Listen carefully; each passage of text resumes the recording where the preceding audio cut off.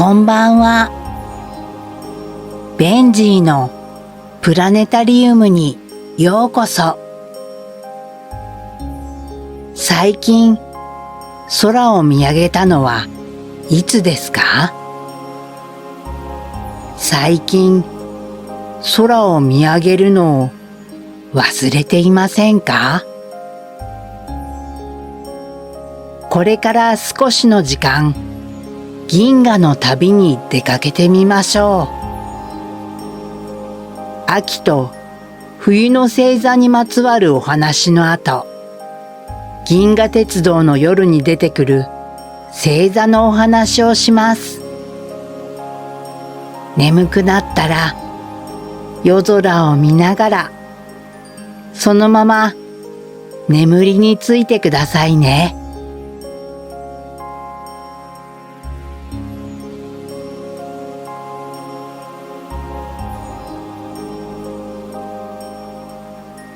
まずは秋の大四辺形とカシオペア座についての星々の神話です。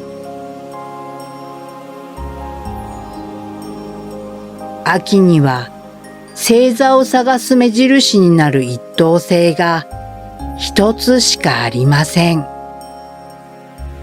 その代わりに秋の大四辺形と呼ばれるペガスス座が星座探しの目印に使われます。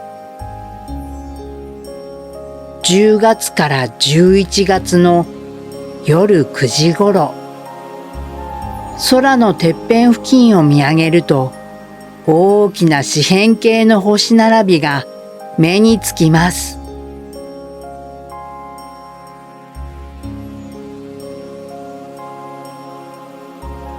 これが秋の大四辺形と呼ばれるペガスス座の上半身。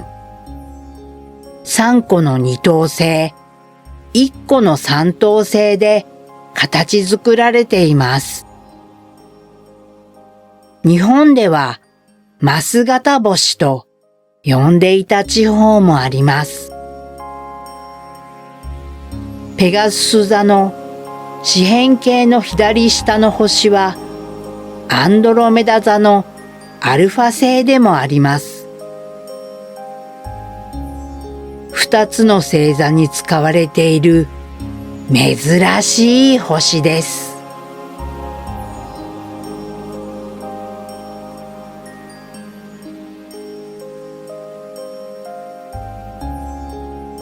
ペガスス座にはステファンの5つ子の名で知られる銀河団があります。数百万年にわたってお互いに作用し続けた銀河が歪んだ姿を見せています。最終的にはいくつかの銀河は形を失い、銀河同士が合体していくと考えられています。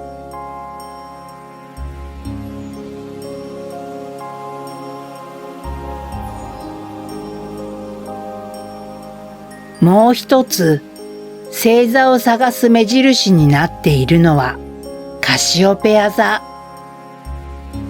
3個の二等星、2個の三等星の5個の星がローマ字の W の形に並んでいて、周りに明るい星がないので比較的探しやすい星です。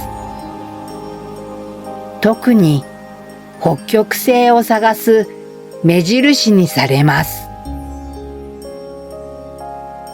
関東以北なら地平線より下になることはなく、北の空に一年中見られますが、高度が高くなる秋はより見つけやすくなります。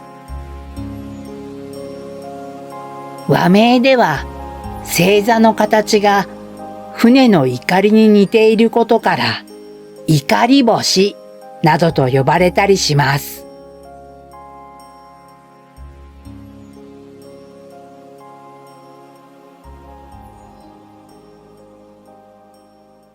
ペガスス座とカシオペア座は神話では同じお話の中に登場してきます。実は秋に見える星座はある一つのお話の登場人物や魔物が多いのです。それは古代エチオピアが舞台の神話。カシオペアは古代エチオピア王ケフェウスの王妃でした。二人の間にはそれは美しいアンドロメダという姫がおり、カシオペアはいつも自分と娘の美しさを自慢していました。ある日、カシオペアは私たちの美しさには海の妖精たちだってかなわないと自慢します。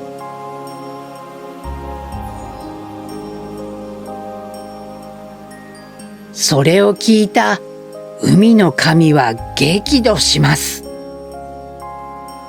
エチオピアの国に津波や洪水を起こし、バケクジラを国の沿岸で暴れさせました。カシオペアは星座になった後も罰を受け、海に入って休むことを許されず、椅子に座ったまま一年中空を巡らなければならなくなりました。これがカシオペアが一年を通して見られる由来になっています。国の災厄を鎮めるために王と王妃は自慢の娘アンドロメダをバケクジラの生贄にすることに。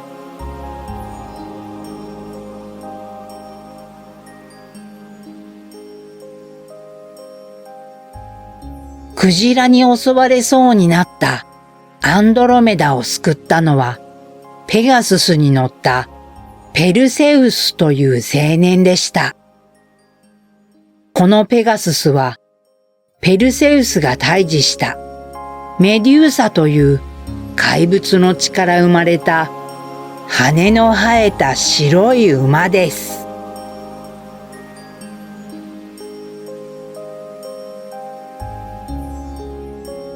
お話に登場してきたケフェウス、カシオペア、アンドロメダ、ペルセウス、クジラ、ペガスス、いずれも秋の星座になっています。ぜひ秋の夜空に探してみてください。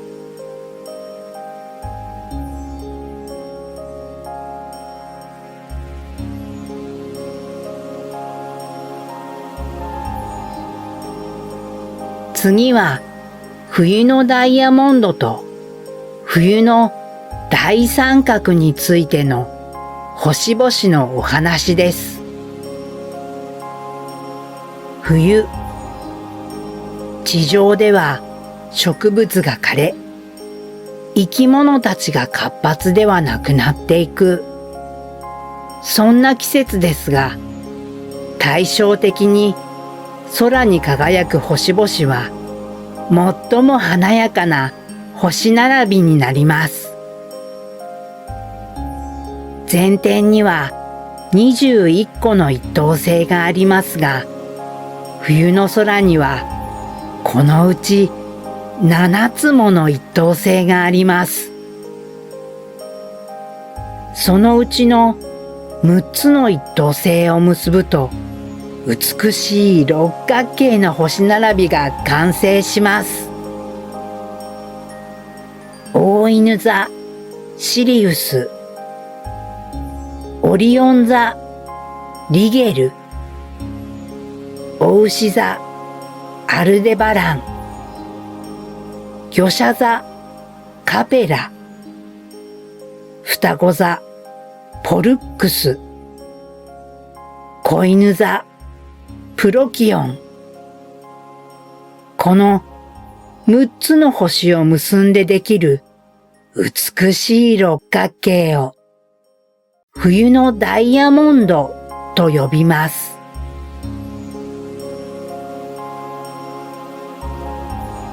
ダイヤモンドを形作る星の中にひときわ明るい星があります。それが大犬座の一等星シリウス。全天の中で最も明るい一等星です。シリウスと地球との距離は約 8.6 光年。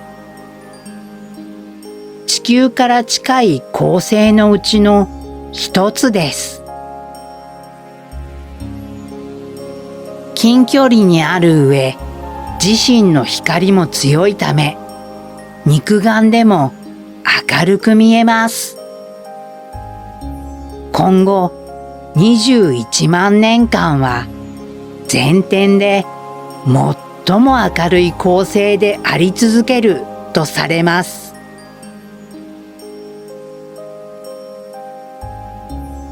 シリウスはその明るさから最も初期の天文記録にも記録されています。そのため各国でいろいろな名で呼ばれています。和名では大星や青星、中国では天狼星、大犬座にあることから英語ではドッグスター、サンスクリット語では鹿の狩人、ハワイでは天国の女王、古代エジプトではソプデトと呼ばれてきました。ソプデトとは豊穣の女神の名前。古代エジプトではシリウスが空に昇ってくる時期とナイル川の氾濫する時期とが重なっていたので、氾濫時期を知らせてくれる星としてとても重要視されていました。冬のダイヤモンドの中にはさらに冬の大三角と呼ばれる星の並びがあります。大犬座シリウス、子犬座プロキオン、オリオン座ベテルギウス。この3つの一等星を結んでできる大きな三角形が冬の大三角です。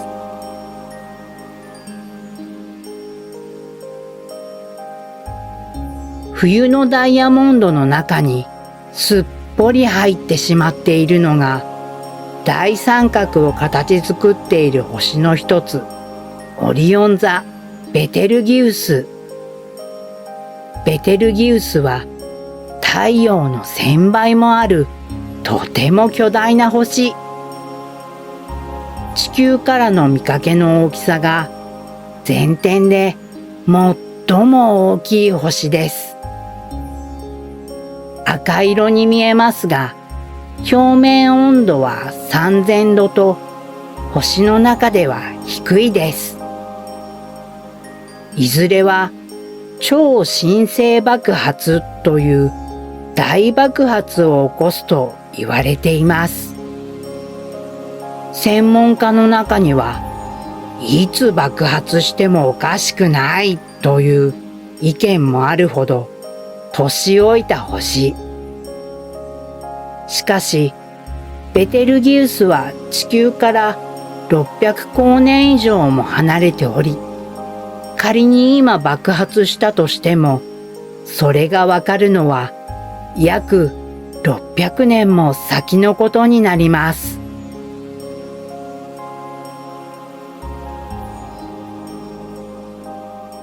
ベテルギウスは和名では源氏星と呼ばれます。これに対して同じオリオン座にある白っぽい星リゲルは平家星と呼ばれます。これは平安時代末期の源平合戦の時に源氏が白旗を、平家が赤い旗を掲げて戦ったことに由来するもの。まだしばらくは仲良く空に昇る二つの星を見ることができそうです。ちょうど今、夜空を見上げたら、これらの星が見られるのではないでしょうか。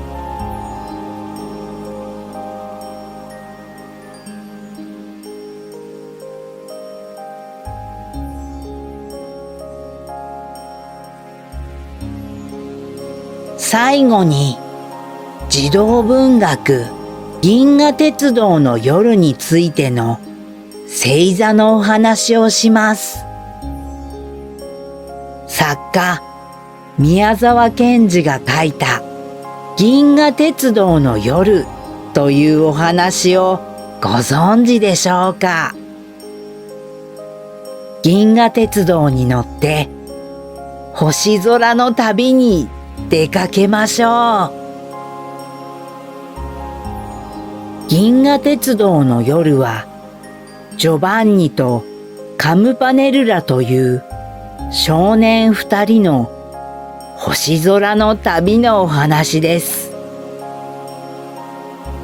二人が銀河鉄道に乗った夜、街はケンタウルス祭というお祭りの日でした。ケンタウルスとはギリシャ神話に出てくる半人半馬の生き物。ケンタウルス座、いて座と二つの星座にその姿を見ることができます。いて座は日本で見ることができますが、ケンタウルス座は沖縄などの南の地域を除き、日本では上半身しか見ることができません。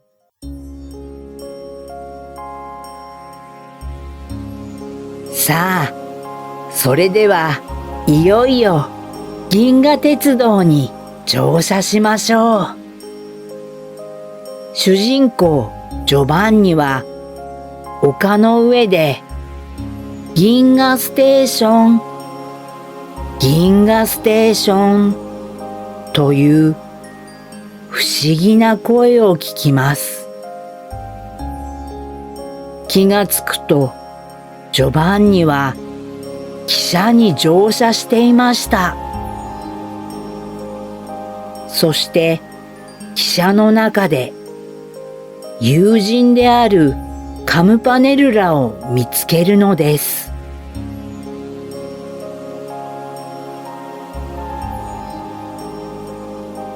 二人を乗せた銀河鉄道は、まず白鳥の停車場へと向かいます。この白鳥は白鳥座のこと。天の川に浮かぶ星座です。翼を広げて北から南に向けて飛ぶ姿をしています。銀河鉄道は白鳥の尾にある星、一等星デネブからくちばしにある三等星アルビレオに向かって進みます。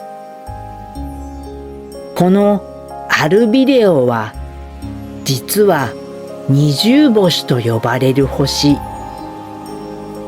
主星の隣に小さな星が並んでいるように見えます。天上の宝石と呼ばれ、銀河鉄道のお話の中では、トパーズとサファイアと表現されています。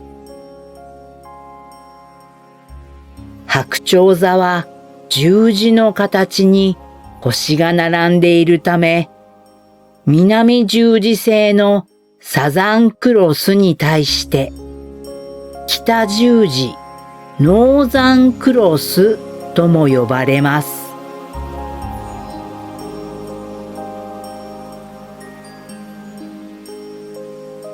銀河鉄道は白鳥の停車場を出て、鷲座の停車場へと進んでいきます。鷲座は白鳥座の少し南にある星座。わずかに歪んだ十字の形の星並びの星座です。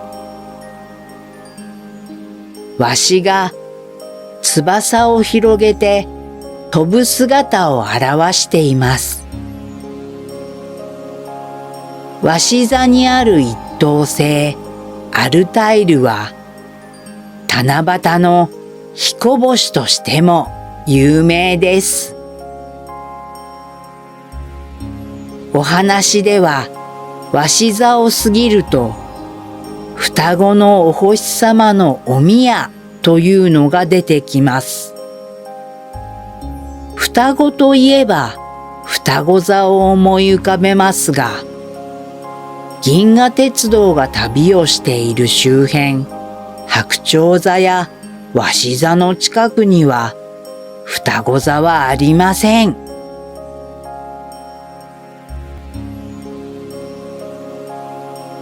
では、双子のお宮とは？白鳥座、鷲座の近くにさそり座があります。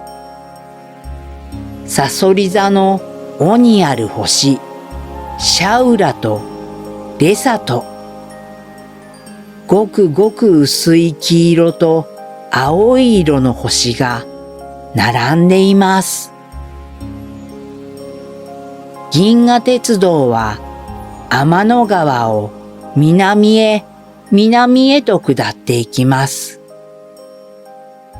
さそり座は白鳥座、鷲座より南にあるので、この星が双子のお宮だと思われます。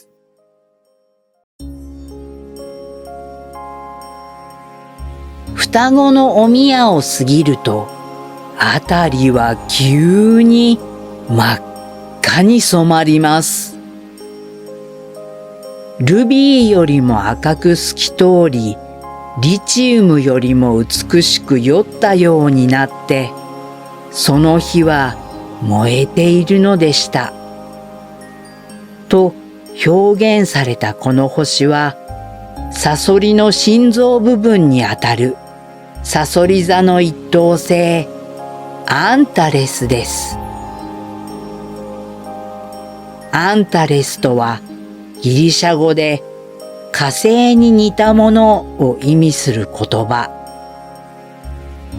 火星の軌道に近い位置に見えることがあり、色も似ているため、かつては火星と間違えられることもあったとか。アンタレスは太陽の約720倍という巨大な星。表面温度は3500度ほど。太陽の5500度に比べるとかなり低く、赤く見えるのはこのためです。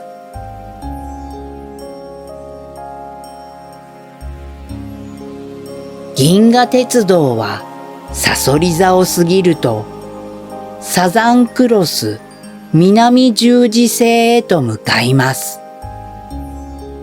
お話の中ではサウザンクロスと表記されています。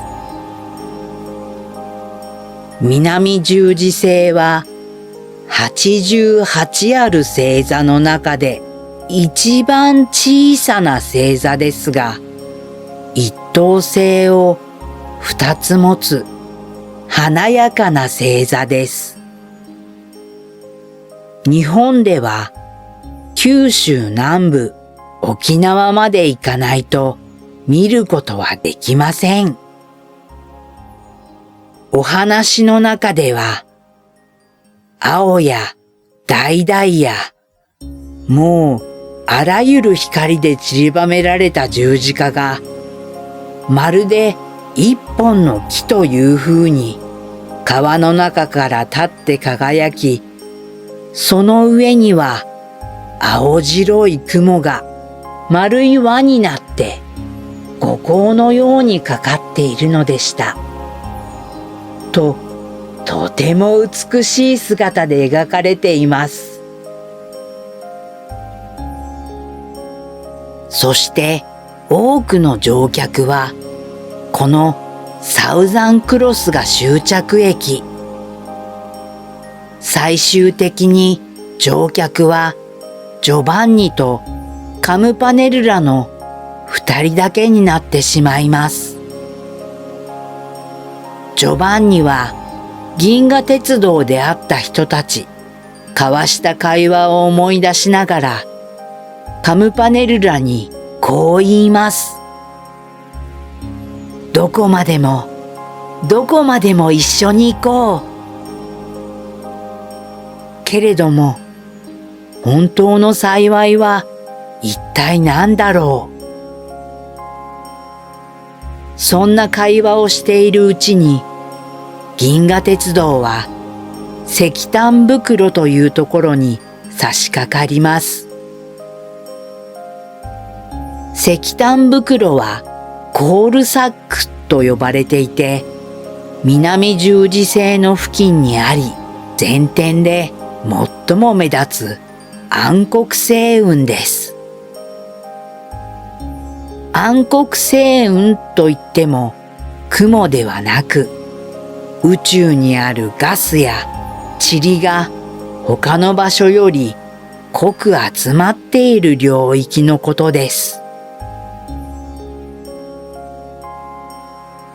石炭袋を眺めながら、カムパネルラ、僕たち一緒に行こうね。そう言って、ジョバンニが振り返ると、さっきまで石炭袋を一緒に見ていたカムパネルラはいなくなっていました。ジョバンニは泣き叫びました。そして目を開けると、そこは汽車ではなく、元いた丘の上でした。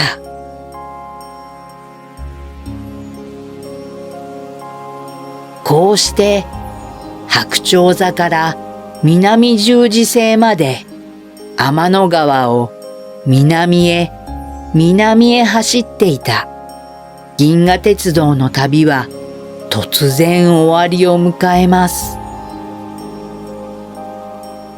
現実世界に戻ったジョバンニのその後は、ぜひ皆様ご自身の目でお確かめください。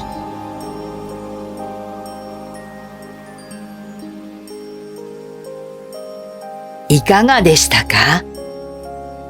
秋、冬の星座、銀河鉄道で巡る空の旅。